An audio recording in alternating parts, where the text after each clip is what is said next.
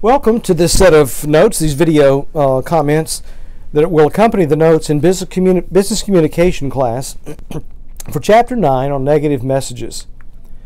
We have really two sets of goals that we would like to accomplish when it comes to communicating bad news. First of all, primary goals: to make the reader understand and accept the bad news. It's going to be bad news, so you're going to have to provide information that will help to justify the bad news, whether it's a rejection stemming from a job interview, or it is a denial of a credit or a refund on an account, or maybe rejection or refusal to or failure to win a scholarship. You can think of a number of things. We all face disappointments in life, and when it comes to being a good communicator of bad news, you want to begin with the end in mind. I've said in class several times to think about what success looks like, and one of those things is to have them understand and to accept the bad news. You also want to promote and maintain a good image of the writer and the writer's organization. In other words, you as the communicator have to realize that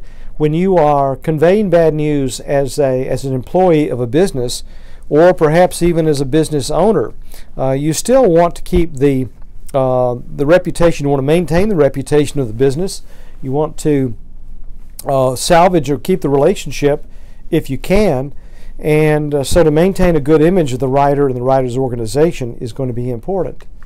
Secondary goals include these: to reduce bad feelings. Rejection is going to carry those things with it. You want to be aware of those. Think about, as you remember from our discussion earlier on taking the U view, is putting yourself in the receiver's shoes and thinking how they will receive this news.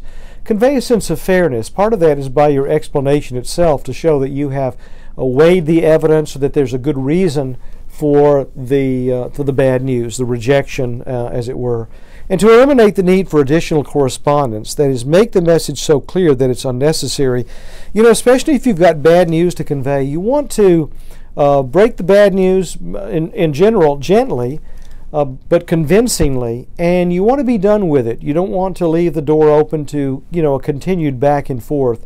Hopefully you handle it so that it's clear what the decision is, and that it's a sound decision, that it's fair to everyone concerned. And so you don't want people coming back again and again.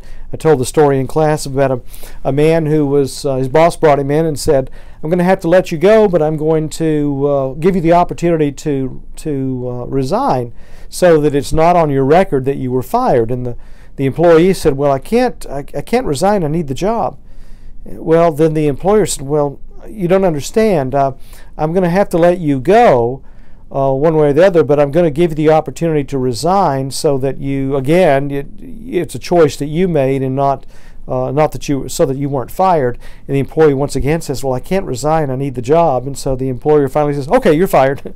That's done with it. Some people may not be able to read the handwriting on the wall, and so you want to try to make it clear enough. You want to cushion the bad news so that it's properly accepted and it's not harshly delivered, but at the same time you want it to be clear that that the information, that the decision is final. And avoid creating legal liability or ill will for you or your organization. Here's where it's important, of course, to understand company policies, not so that you don't make promises that the company can't keep, or so that you don't leave yourself or the company open to litigation or continuous problems with this particular issue. The indirect pattern involves these steps here. You'll notice there's a buffer. That's an introduction. Then there's the reasons for the decision, and then the bad news, and then finally the close. Notice, of course, the difference in the direct pattern. You're going to give the news, reveal the news up front because it's good news. But here we're going to cushion the bad news, and more about that as we look at each of these in turn. A buffer is a neutral or positive opening that does not reveal the bad news. It may, for instance, be thanking someone for being a customer for many years. It may even thank them for contacting you about their concerns or their complaints. It might be a statement that they value their customers, or that you value your customers, and anyway, something that's positive or opening, but does not reveal bad news. The second one is reasons. This is an explanation of the causes for the bad news, and this is where, of course, you're going to need good organization and good information so you can properly organize and present the facts of the case or the policies, whatever it might be. This is really where we're going to use, well, the whole approach is going to follow the indirect view. But here we're going to see that you're going to want to imply the bad news when you can by, for instance, telling someone what you can do rather than what you can't do. We're going to use the passive voice in particular in this case to, again, imply the bad news and to make it as soft as possible. Then the bad news is going to be a clear but understated announcement of that news. It may include an alternative or some sort of a compromise, another cushion. But here you're going to have to make it, let's say, relatively clear that the person is not going to get another interview, that they're not going to get the scholarship, that someone is not going to win an award, or that somebody hasn't been accepted to a program or school, or that a customer is not going to get a refund. Just any number of bad news or negative news scenarios that you might imagine. And then finally a close, a personalizing, forward-looking, pleasant statement that doesn't rehash the bad news. You want to get the bad news finally stated in that next to last paragraph. In the close, you want something that's going to hopefully allow you to look forward to future business, reaffirm the relationship with a customer or with the with the student, whatever the situation might be. One thing, by the way, if there is a need for an apology in this letter, you don't want to have it at the end. You want to present it no later than that bad news paragraph, possibly.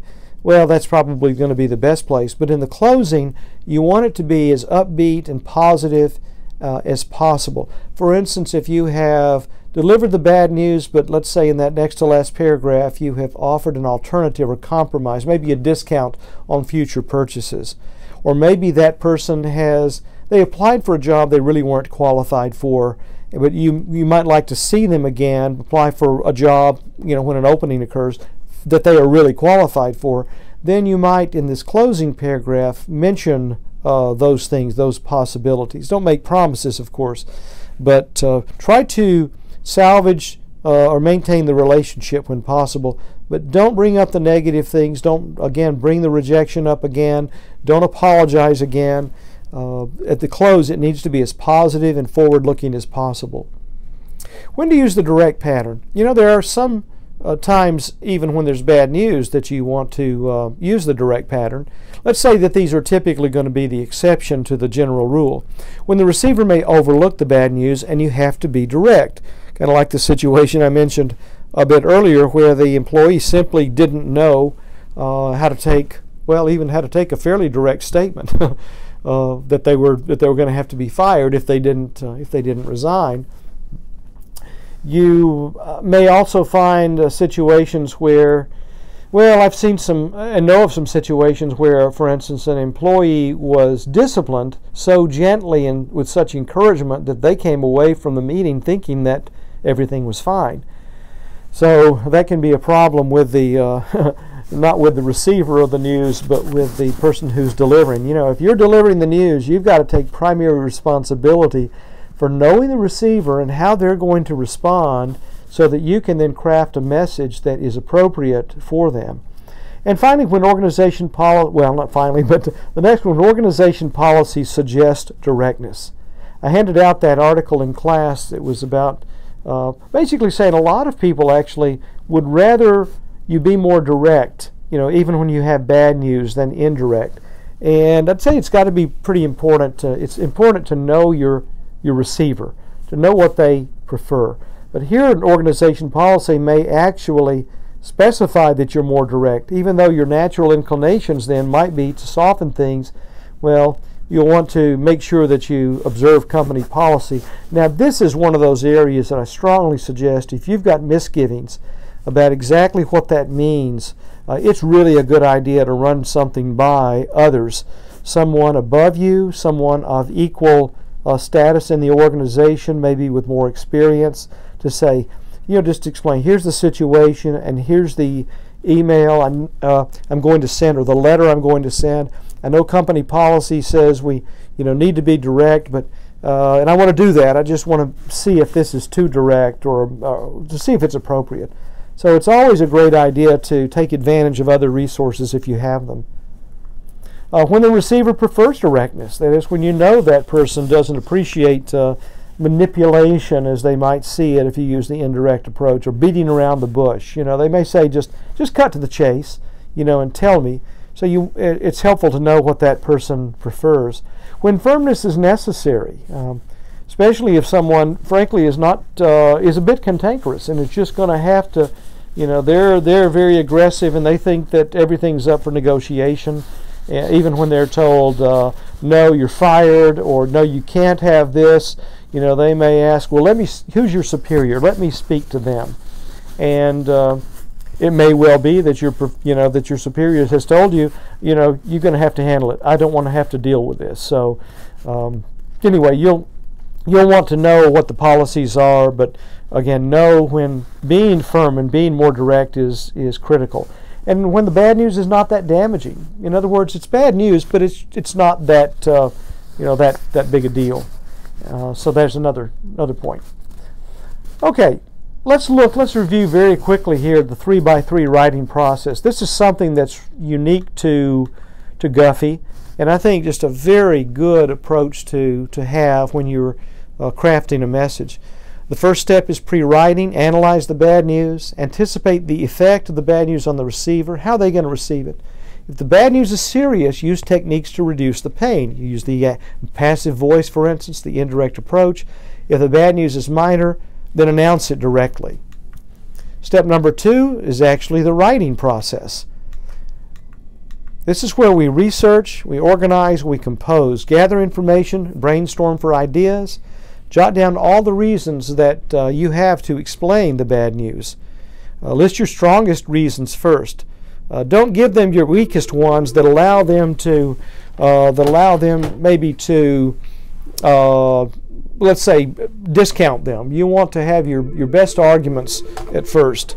And then to outline the indirect pattern. Remember, you're still organizing and composing.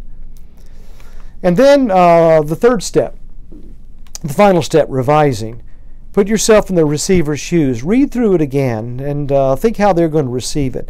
Is the message too blunt? Is it too harsh? Is it too subtle such that they won't get the point?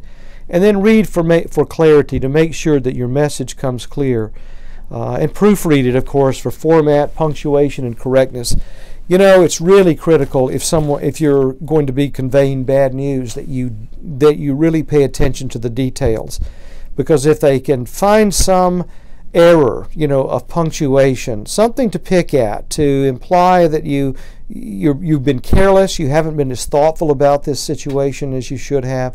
Well, let's just say that they're going to be looking for those kind of things, and you don't want to offer up any low-hanging fruit. You don't want to make it easy for somebody who's going to be looking for errors.